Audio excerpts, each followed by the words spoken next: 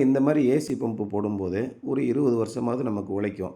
Suppose ஏதாவது ஒரு பிரச்சனை வருது, நமக்கு வந்து பேரிங் தேய்ந்து போச்சு, மண் சரியில்லை, தண்ணி சரியில்லை, மண் வருது, இந்த மாதிரி பிரச்சனைகள் வரும்போது லோக்கலில் இருக்க ஒரு மெக்கானிக்கு, எந்த மெக்கானிக்காக இருந்தாலும் புஷ்ஷு மாற்ற முடியும், ஷாஃப்ட்டு மாற்ற முடியும். அதிகபட்சமாக 1 நாளோ 2 நாள்லேயோ மறுபடியும் நம்மளால் பம்பை ஓட வைக்க முடியும். இதுதான் உள்நாட்டில் தயாரிக்கிற பம்புக்கும் வெளிநாட்டில் இருந்து குறிப்பாக சைனாவிலேருந்து இம்போர்ட் பண்ணுற பம்புக்கும் உள்ள வித்தியாசம். சார் என்கிட்ட நிறைய பணம் கிடையாது, கம்மியான பணம் தான் இருக்குது, அதில் தண்ணி இறைக்கணும் அப்படின்னு நீங்கள் விருப்பப்பட்டீங்கன்னா இந்த பிஎல்டிசி பம்புன்னு சொல்கிற கண்ட்ரோலர் ப்ளஸ் பம்பு 2 சேர்ந்து வரும். அது வந்து சைனாவிலேருந்து இம்போர்ட் பண்ணி இப்போலாம் நிறைய கம்பெனி விற்கிறாங்க. அதில் வந்து வாட்ஸ் தான் இருக்கும். 200 வாட்ஸு, 500 வாட்ஸு, 1000 வாட்ஸ் பம்பு இந்த மாதிரி இருக்குது.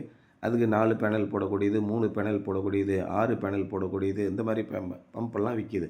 அதனால் 2 பம்பையும் பற்றி நீங்கள் நல்லா தெரிஞ்சுக்கங்க. தெரிஞ்சுக்கிட்டு எந்த பம்பு போட்டால் நமக்கு நீண்ட நாள் உழைக்கும் அப்படி நீங்கள் பார்த்தீங்கன்னா இந்தியாவில் இருக்கிற ஏசி பம்பு தான் நம்ம இந்த சூழ்நிலையில் இந்த காலகட்டத்தில் கொஞ்சம் பெஸ்ட்டாக இருக்குது. சார் என்கிட்ட காசு கம்மியாக இருக்குது, இப்போதைக்கு கொஞ்ச நாளைக்கு ஒரு வருஷத்துக்கு நான் சைனா பம்பை ஓட்டிக்கிறேன், அதுக்கப்புறமா இதே பேனலோட கூடுதலாக கொஞ்சம் பேனல் போட்டு நம்ம இந்தியன் பம்பை போட்டுக்கலாம் அப்படின்னாலும் போட்டுக்கலாம். இப்போ நீங்கள் பார்க்குற இந்த தண்ணி வந்து 2.5 இன்ச்சு குழாயில் வந்துக்கிட்டு இருக்கு.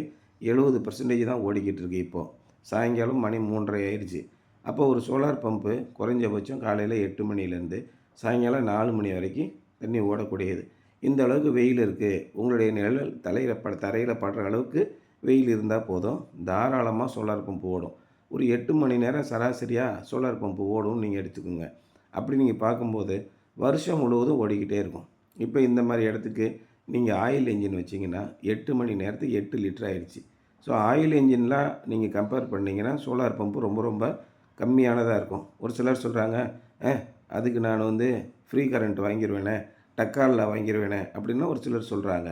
உங்களுக்கு இலவச கரண்ட்டு கிடைக்கிறதுக்கு வாய்ப்பு இருக்குது, டக்காலில் கரண்ட்டு மின் இணைப்பு கிடைக்கிறதுக்கு வாய்ப்பு இருக்குன்னா தயவு செய்து அதை போய் வாங்கிடுங்க, சோலார் வாங்காதீங்க. ஏன்னா டக்காலில் கிடைக்கக்கூடிய மின் இணைப்பு இலவச மின் இணைப்பை விட சோலார் அதிகமாக இருக்கும். ஆனால் கமர்ஷியலில் நான் கரண்ட் ஓட்டிக்கிட்டு இருக்கேன், ஆயில் இன்ஜின் வச்சு நான் ஓட்டிக்கிட்டு இருக்கேன் அப்படிலாம் நீங்கள் நினச்சிங்கன்னா மின்சாரம் வாங்க முடியாத இடத்துக்கு மட்டும் நீங்கள் சோலாருக்கு போங்க.